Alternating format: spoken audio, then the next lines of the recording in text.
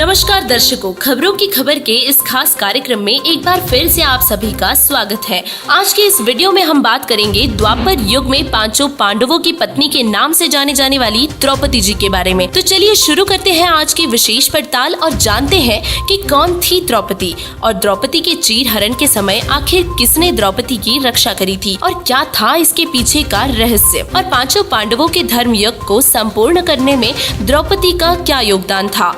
द्रौपदी महाभारत के सबसे प्रसिद्ध पात्रों में से एक है। द्रौपदी पांचाल देश के राजा द्रौपद की पुत्री है, जो कि बाद में पांचों पांडवों की पत्नी बनी। द्रौपदी पंच कन्याओं में से एक है, जिन्हें चीर कुमारी भी कहा जाता है। ये कृष्णा, यज्ञसेनी, महाभारती, सैरेंद्री आदि अन्य नामों से भी विख्यात है। द्रौपदी श्रापवश दुर्गा की अवतार थी, जो कि अपना कर्म भोगने के लिए यहाँ आई हुई थी। द्रौपदी पूर्व जन्म में परमात्मा की भक्ति करती थी और परमात्मा अनेकों वेश बनाकर अपने भक्तों को प्रोत्साहित करते रहते हैं। कबीर परमात्मा गुरु और ऋषि रूप में नगरी के पास आश्रम बनाकर रहते थे। कंवारी द्रौपदी को भी अन्य सहेलियों के साथ कबीर परमेश्वर जी ने प्रथम मंत्र अर्थात 5 नाम वाला मंत्र दिया था।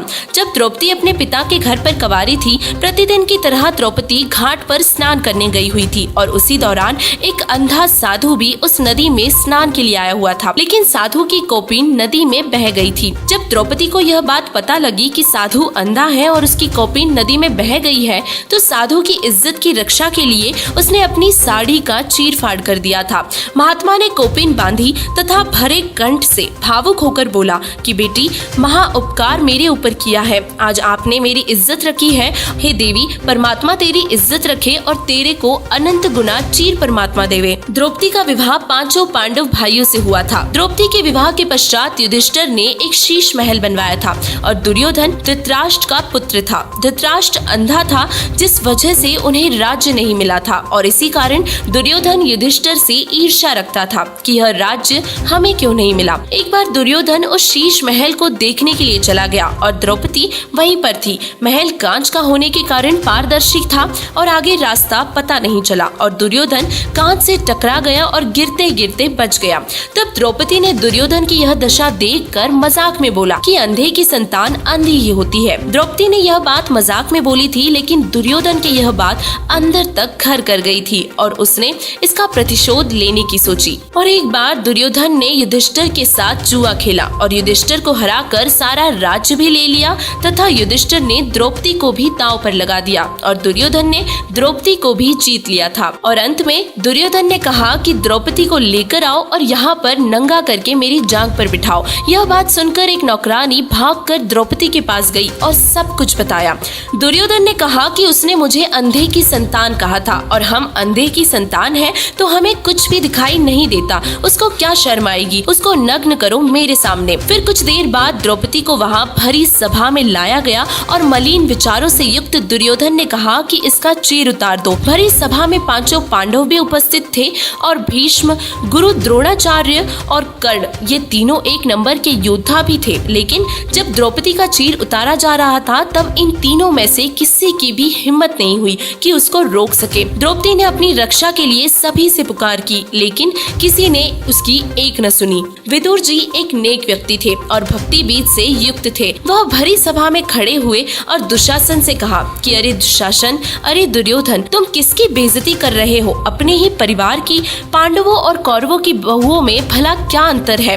दुनिया क्या कहेगी? लेकिन उनकी एक नहीं सुनी गई और विदुर वहाँ से चला गया। तब द्रौपदी ने सोचा कि आज तो इज्जत नहीं बचेगी और उसी समय आत्मा से परमात्मा को पुकारा, क्योंकि परमात्मा ही आत्मा का सच्चा साथी है। परमात्मा देखता है कि इसके कौन से धर्म, कर्म या भक्ति के कारण साधक का संकट निवारण किया जा सकता है और उस आत्मा अर्थात द्रौपदी के खाते में अंधे महात्मा को दिए हुए लीर अर्थात छोटे से कपड़े का टुकड़ा उसके प्रतिफल में सहायता करनी बनती है। उसी समय परमेश्वर कबीर जी सूक्ष्म रूप में द्रौपदी के सिर पर कमल के फूल पर विराजमान हो गए और द्रौपदी का चीर बढ़ा दिया, जिससे उसकी इज्जत की रक्षा हुई। लेकिन निमित्त श्री कृष्ण जी को बनाया ताकि परमात्मा में आस्था मानव की बनी रहे। अंधा बाबा की भूमिका भी स्वयं परमेश्वर कबीर जी ने ही की थी, जिस कारण से उस साड़ी के कपड़े के टुकड़े का इतना अधिक फल मिला। यदि कबीर परमेश्वर जी द्रौपदी की सहायता न करते तो द्रौपदी को नग्न कर दिया जाता। द्रौपदी के चीर को बढ़ाकर विश्व विख्यात चमत्कार कर दिया,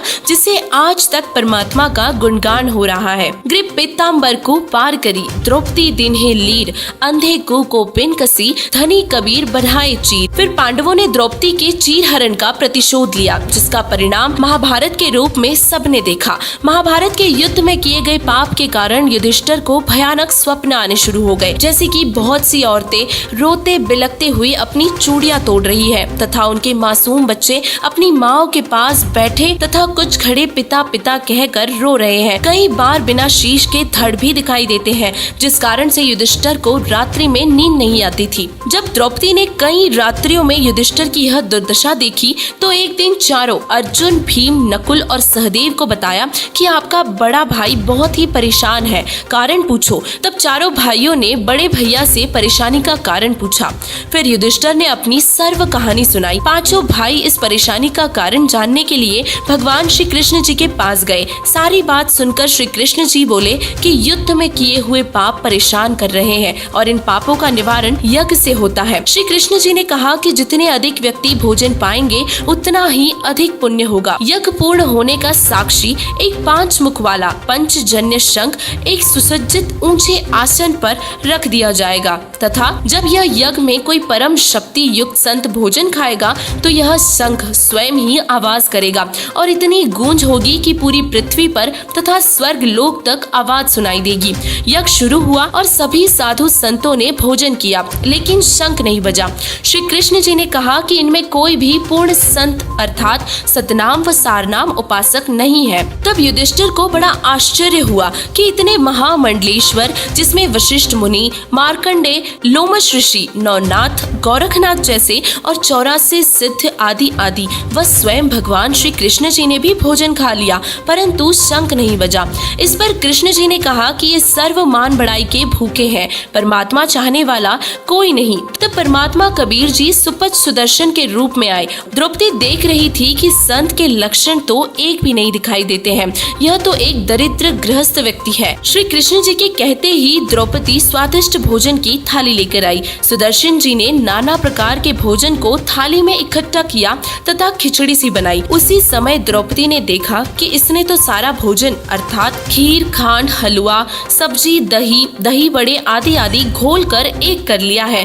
तब मन में दुर्भावना पूर्वक विचार किया कि इस मूर्ख ने तो न खाना खाने का भी ज्ञान नहीं है, यह काहे का संत कैसा शंख बजाएगा। द्रौपदी के मन में आए इस दोष की वजह से शंख कुछ देर बजकर बंद हो गया। श्री कृष्ण जी ने सोचा कि इन महात्मा सुदर्शन के भोजन खा लेने से भी शंख अखंड क्यों नहीं बजा। फिर अपनी दिव्य दृष्टि से देखा तो पाया कि द्रौपदी के मन में दोष है। उसी समय द्रौपदी ने अपनी गलती को स्वीकार करते हुए संत से क्षमा याचना की और सुपथ सुदर्शन के चरण अपने हाथों से धोकर चरणामृत बनाया और उसी समय वही पंचायन शंख इतने जोरदार आवाज से बजा कि स्वर्ग तक ध्वनि हुई। तब पांडवों की वह यज्ञ सफल हुई। कबीर परमात्मा हर युग में अपनी पुण्य आत्माओं की रक्षा के लिए अलग अलग रूप धारण करके आते हैं। परमेश्वर कबीर जी ही सबके असली रक्षक है और वर्तमान में संत रामपाल जी महाराज जी ही एकमात्र सच्चे संत हैं जिनकी शरण में आने से आपकी रक्षा होगी। तो जितना जल्दी हो सके संत रामपाल जी महाराज जी से नाम दीक्षा लेकर अपना मनुष्य जन्म सफल बनाएं। धन्यवाद।